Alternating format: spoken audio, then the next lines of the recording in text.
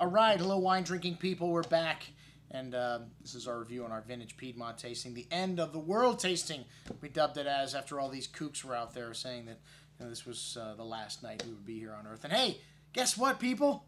October 21st is the new date. You gotta love these whack nuts when it doesn't happen. They go, oh, sorry, we didn't have the calendar appropriately calibrated, and it's actually October 21st that the shit's coming down and the earthquake and the end of the world and everything. So maybe on the 20th we should do another vintage Piedmont end of the world tasting. Kind of a good theme for the end of the world for me. All right, well, you know, if you're gonna spend your last night somewhere, Wine Watch isn't a bad place to spend it on Friday night. You know, if it's being plugged as the last night on Earth, we're going to open up some pretty good shit, man. So in addition to all the vintage Piedmont stuff that we had on the table, and I popped open several other wines at the end of the night, and it's always a good time here at our new room here at the Wine Watch. And Tony put out some stunning food again. And to start the night, we had half bottles of 1989 Gaja. Oh, I'm sorry. To start the night, I found a vintage Piedmont white, which normally I wouldn't recommend white wines, vintage white wines from the Piedmont. But I just happened to have some 02 Gavi La Scolca. 02 was not a great vintage in the Piedmont. As a matter of fact, a lot of people would call it a horrible vintage in the Piedmont.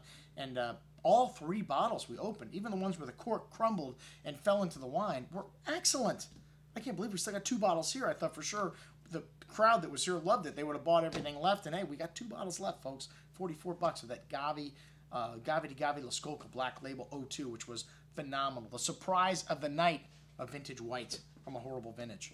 All right, well, the 89 Gaja half bottles, we've had these wines before, and, you know, really showing nicely now. And, you know, the half bottles always show a little more advanced aging. This wine, definitely you notice that earthy character that you get from older Nebbiolo, dried flowers, you know, tar, but still some lovely red cherry fruit shown in this wine.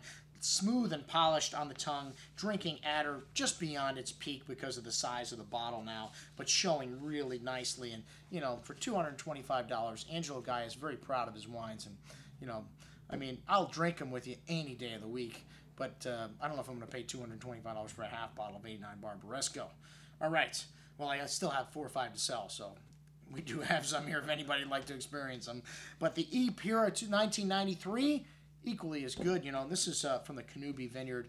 Pira, one of my favorite producers. 93, not considered a great vintage, but, you know, you really have to look at the producer in vintages like this. And Pira does not produce, you know, Kira Bolski's, I should say, does not produce wines if she doesn't feel like the quality is in the bottle. This wine showing some lovely nuance, and, you know, from the Cannubi vineyard, always really more light and elegant in style. You know, some incense, kind of rose petal, exotic spice showing there. Still a little bit of red cherry fruits, really soft on the palate, with some lovely acidity to the zestiness on the finish here, really surprising still. And those exotic spices, an excellent bottle of Barolo. We still do have more of this in the store. And then the Alessandro and Gian Natale Fantino 1995. We've been drinking these wines ever since they came in, man. The greatest values we've ever had in the store. $25? Are you kidding me? It's only like 4 or 5 cases of this wine left. The 95 vintage, maybe a little earthier, a little bit more classic in style, and, you know, really a little bit more evolved and drinking more closer to its peak here. Some lovely tar, black spices, that tart cherry fruit on the tongue, really light and smooth tannins, and nice tangy savoriness on the finish to this wine, showing even better than the last time we opened it up, in my opinion. The Cigliuti Serabuella, no, we don't have any of that left, so I don't know why we need to talk about it. No, an excellent wine, this 97 vintage, maybe showing a little bit of VA, a little bit of that balsamic-y kind of character to the nose there, but that classic black tar, cherry liqueur, exotic spices right there, and, you know, a lot of lovely fruit still in this wine, and, you know, this was couple of tasters, you know, wine of the night. I would put it right up there. Most excellent juice, really long and balanced finish. The 1998 Rocchi di Manzoni, Barolo Vigna Raoul. This one was served out of Magnum, and you know, had this lovely kind of pronounced graphite note to the bouquet, which usually you get out of fresh oak barrique. Lovely sweet cherry liqueur, mint, fine herbs, really lovely bouquet, flowers, exotic spices, incense, very complex. Lovely freshness here with good grip, and a lot of that minerality, still quite young. And, well, we served this wine out of Magnum, but most excellent juice, one of the wines of the night. And the wine of the night, in most people's opinion, the 1999 Pianpolvere, Soprano, Bussia, Barolo. And this wine had an incredible bouquet of red cherry liqueur-like fruit, rose petals, oriental spices, truffles, very big and expanding. thick and chewy on the tongue, 100% new oak, but man, you still saw the Piedmont through this wine. A lot of people are critical of using 100% new oak because you lose some of the nuance, some of the, the impression of the minerality in the wine. But this wine was just singing and still quite young. I would say maybe you want to keep this wine another 10 years before you start drinking it if you guys would like to buy a case lot of this. But a lot of people's wine of the night on the scorecard. The 2000 Clerico Pajana, another more nouveau style Barolo, new barrique here used and evident in the nose also, that lovely perfume that you get, but a lot of liqueur, red cherry liqueur-like fruit, and a lovely concentration on the palate. Some people critical of this 2000 vintage because it was so ripe and fruit forward, but this producer pulled it off. Lovely balance and depth here, and hard to keep from drinking this one if you got it in your cellar, but it should last another 10 years easy. And then the Master Bartolo Mascarello 2001, a great classic style vintage, and when you get Bartolo Mascarello in a vintage like that,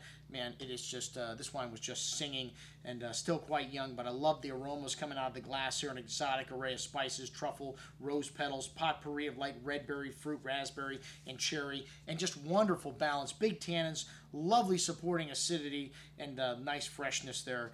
Most excellent juice. It was a toss-up between that and the Pianpolvere for me in terms of wine of the night. And then the extra bottles just started popping out. The 1996 Alessandro and Gian Natale Fantino, which was fantastic. And then the 2003 Bruno Giacosa. Can we do a vintage Piedmont tasting the last night of the earth and not open up a wine from Giacosa?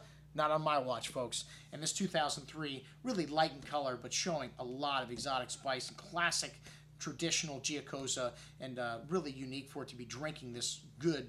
That it was so young, but this 2003 vintage really hot, and the wine's really forward and drinkable. And then, that's right, folks, vintage Madeira. If I'm going out, I'm going to have a great old vintage Madeira. The 1950 Barbeto Bual was magic. Several people had never had Madeira before, had never had wines this old before. They were just blown away at this wine, and that is what I had to drink last night, folks. I'm your host, Andrew Lamposoni, signing off for the Wine Watch, saying remember, always drink the good stuff first.